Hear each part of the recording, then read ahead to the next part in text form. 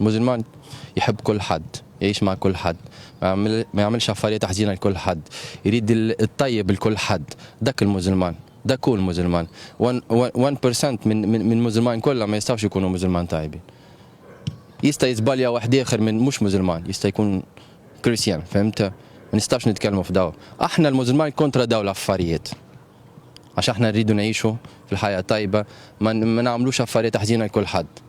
احنا ناو كل مسلمان في التونسية، في السعودية، في ليبيا، نريدوا نعيشوا حياة طيبة مع كل حد.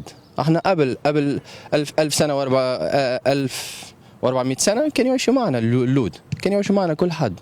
احنا ناو نريد نعطي حاجة طيبة، راهو كل مسلمان يريد يعيش طيب مع كل حد، ما عندناش ديفرنسي في الريليجيوني.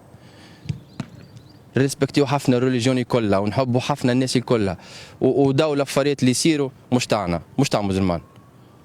احنا كونترا كل واحد من الايسس. انا مسلمان، انا كونترا الايسس، مش معهم. انا مع بني ادم اللي يحب يعيش، يحب يخدم، يمن بالله، يمن بالافاريات الطيبه، ما يمنش بالافاريات الحزينه. وانا دا نريد نعيد كل حد، راه مش 1% باش يعملوا المسلمين كلها حزينه. داك مش تاعنا، واحنا المسلمان مش تاعنا الافاريات دا.